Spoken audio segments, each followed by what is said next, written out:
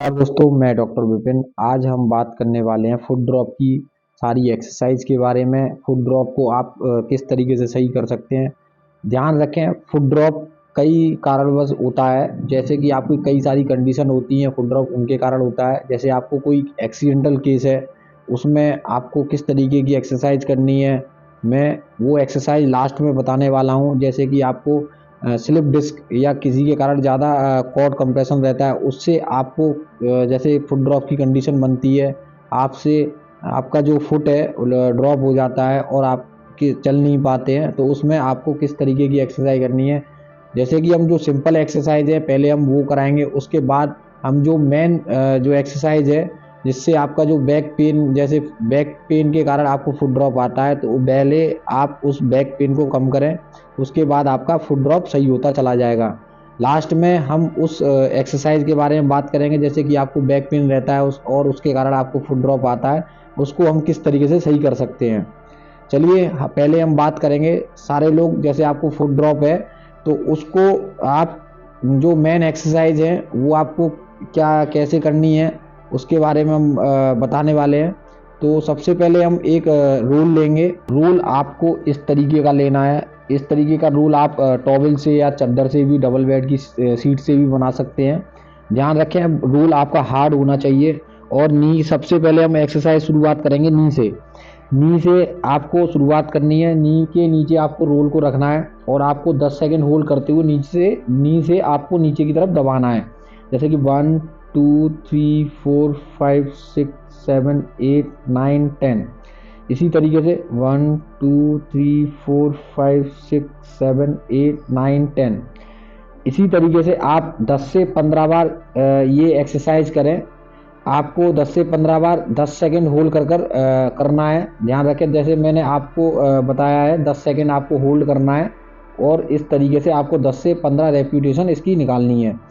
इसी तरीके से आप अपोजिट नी में रखेंगे और इसी तरीके से आपको दबाना है। नी को नीचे की तरफ दबाना है, जैसे 1 2 3 4 5 6 7 8 9 10।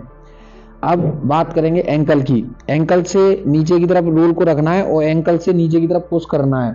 ध्यान रखें, नी से और पूरे पैर से आपको नीचे एंकल को दबाना है। जैसे कि 1 2 3 4 5 6 7 8 9 10। आपको नीचे की तरफ रोल को दबाना है। 1 2 3 4 5 6 7 8 9 10। इसी तरीके से आप अपोजिट एंकल पे रख सकते हैं। अब बात करते हैं, जैसे आपका जो फुट है, फुट को आगे की तरफ आपको प्रेस करवाना है। ये रोल आप बॉल के सहारे भी रख सकते हैं या आप खुद इस तरीके से करा सकते हैं। आपका जो फुट है, फुट को आगे की तरफ पुश करवाना है पेशेंट से।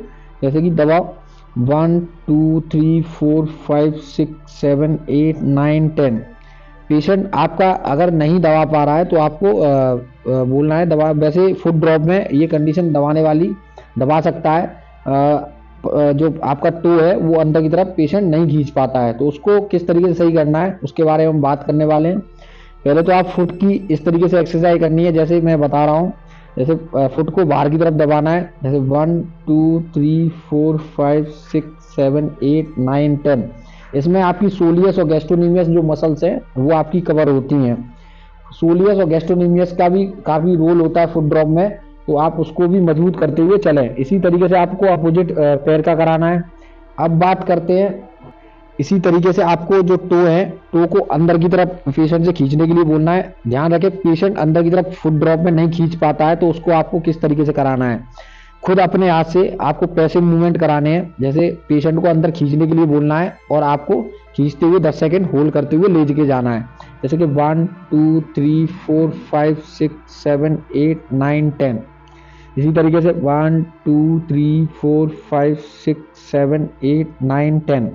अब बात करते हैं, आपके जो टो है, टो को बाहर की तरफ अपोजिट, जैसे बाहर की तरफ निकालना है, वो इस तरीके से निकालना है और पेशेंट से बोलना है ताकत लगाने के लिए।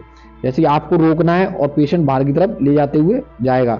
जैसे कि 1 2 3 4 5 6 7 8 9 10। फिगर 1 2 3 4 5 6 7 8 9 10। ये हमारा वीडियो लॉन्ग होने वाला है, तो इसको आप स्किप ना करें। इसमें सारी चीज़ें आप समझें और फुट ड्रॉप को आप घर पर ही सही कर सकते हैं।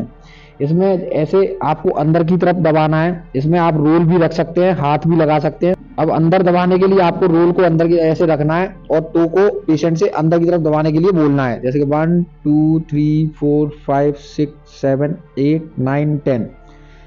1 2 3 4 5 6 7 8 9 10। अब बात करेंगे पैर वाली एक्सरसाइज के बारे में। पैर को आपको किस तरीके से हैंग करना है। पेशेंट उठाने में थोड़ी सी दिक्कत होती है तो आप हल्का सा हाथ से सहारा लगा सकते हैं, जैसे कि 1 2 3 4 5 6 7 8 9 10। आप 45 एंगल पर ये पैर उठवा सकते हैं और इस तरीके से करवा सकते हैं 1 2 3 4 5 6 7 8 9 10।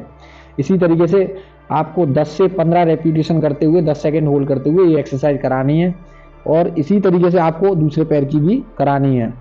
अब बात करते हैं पैर को किस तरीके से मजबूत और तरीके होते हैं वो किस तरीके से अपनाने हैं। जैसे आप पैर को इस तरीके से साइकिलिंग करा सकते हैं।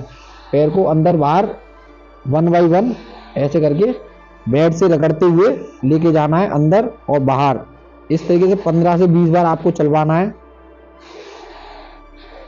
ऐसे ही अपोजिट पैर को चलवाना है। इसमें आपकी जो ट्यूबलेसिस मसल जाती है वो आपकी मजबूत हो जाएगी और भी जैसे आपकी क्वाड्रिसेप मसल्स है जैसे वीक होती है उसके कारण, तो आप वो भी मजबूत कर सकते हैं।